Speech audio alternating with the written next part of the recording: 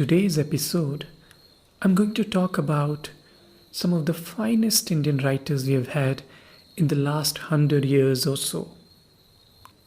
And of course, there are many writers, and it would be hard to include all of them or to talk about these writers at great lengths in one episode.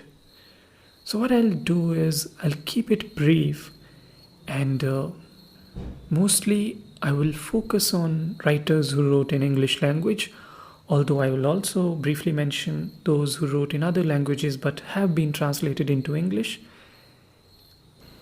And I will make sure that I give you a brief guide of Indian writing so that if you haven't read any of it, you can have some very good options with you so that you can go ahead and explore Indian writers. So here we go. First of all, I would like to start with R.K. Narayan. He was born in 1907 in British India and went on to become one of the most important writers of India, especially those who wrote in the English language. His first novel, Swami and Friends, it became immediately popular, and not only in India, he was appreciated in Britain as well. I have done a separate podcast called Malgudi Days, which was a TV series based on the fictional town of Malgudi, created by R.K. Narayan, and you can find a lot of details there. And most of the Narayan's writings, they revolve around that fictional town, those certain characters. So it has all the ingredients of that small town life in India, and you would absolutely love that. Another one of the writers who was born in British India is A.K. Ramanujan. And if you are into poetry, you're going to love his writings. Especially the remarkable thing about his poetry is the bilingualism or the multilingualism in it, because there you have a South Indian writing in English. So you have the English language with the flavors of India. And that's how the verse becomes even more interesting. So purely, I would say, for the sake of creative expression, you should read him. And talking about adding Indian flavors, Indian spices to the English language and its verses, I would say we have to talk about Salman Rushdie.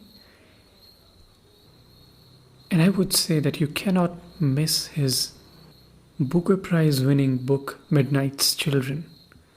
Those of you who don't know, let me give you a brief idea about the book.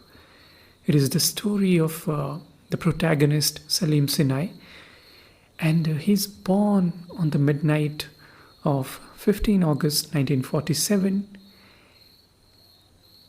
And this child, this person, he chooses to identify his own history with the history of his identical twin, which is the new nation state born at exactly the same time. So in a way, it's about the idea of India portrayed through the human expression. But that's not the most fascinating part of this book. I would say the most fascinating part is its magical realism and its language.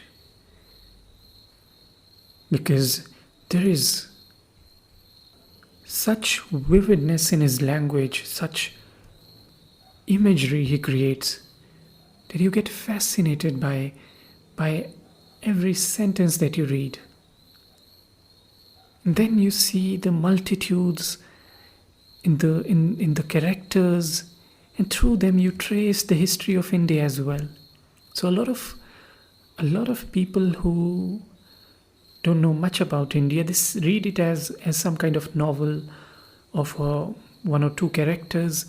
But those who are familiar with the history of India, those who understand the expressions and the languages being spoken in India, they know how many multitudes it carry, how there are layers being built here, and through them he is telling the story of India.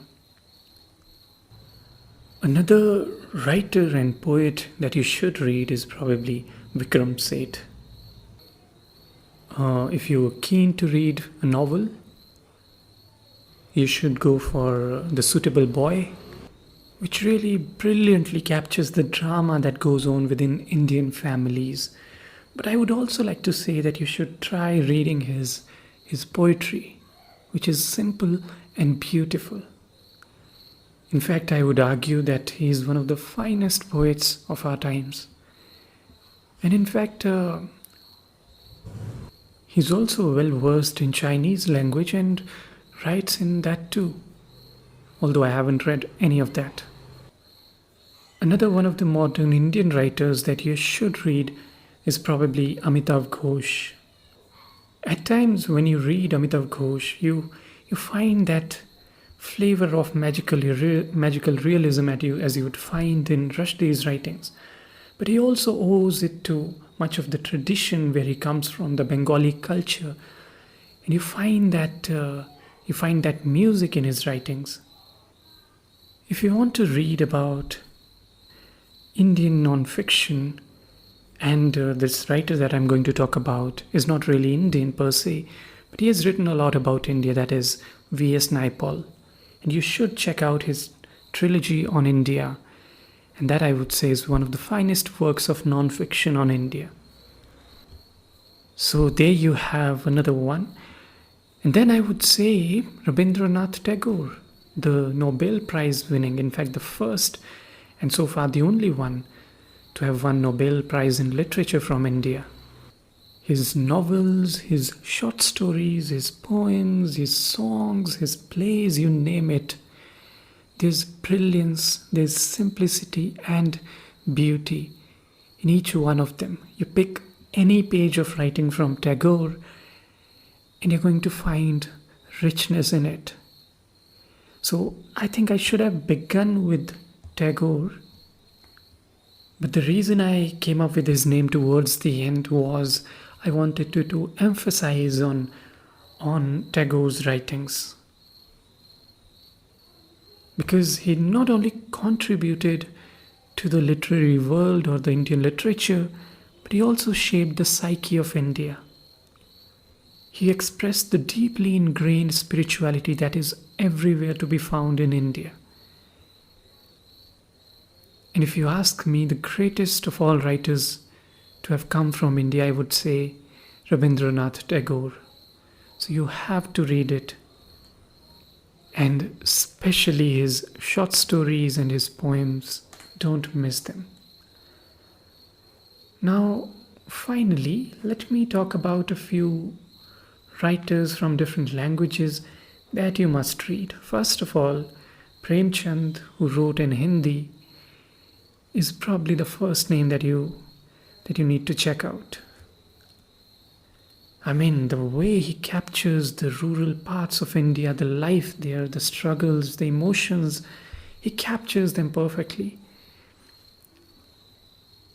It feels like an entirely different country when you read his works, his characters. They don't look like the people of today's Delhi or Bombay. They are very different, but those characters are complicated, they have depths. So you'll enjoy those characters even though if you are not familiar with the background they're coming from. Then in Urdu, I would say Saadat Hasan Manto, you should read, especially his short stories. He was born in India and then he moved to Pakistan, but the kind of short stories he wrote were brilliant.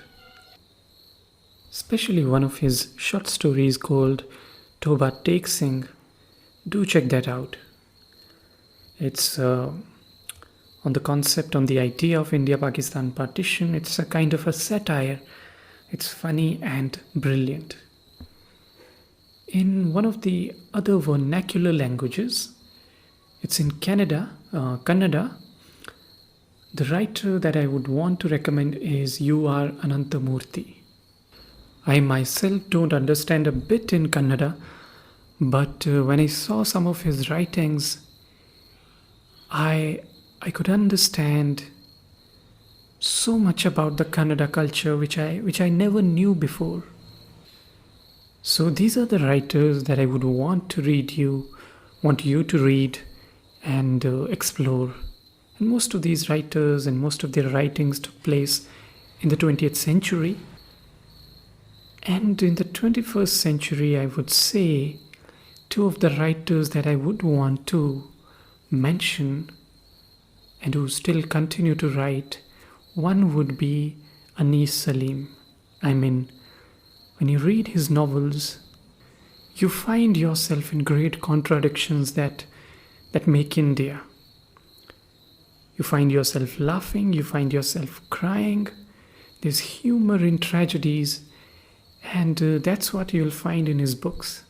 Especially a couple of his books. One is Vanity Bagh, and the other is The Blind Lady's Descendants. I absolutely loved these two. And one last writer I would want to recommend, since I live in the mountains, and somebody who's lived in the mountains all his life and written about the stories of Himalayas, the life that takes place in the countryside. And his name is Ruskin Bond. Coming from Anglo-Indian background, he's lived all his life in the foothills of Himalayas in the state of Uttarakhand, in a place called Landur, close to Mussoorie. He's written a number of books for children and a lot of short stories, but I think even as an adult you would appreciate his books, his works. And you'll also feel very relaxed and childlike while reading his innocent and simple writing. So that's all. These are the writers that I'm leaving you with, and I hope that you're going to explore them, you're going to read a lot of them, and you'll understand many things about India.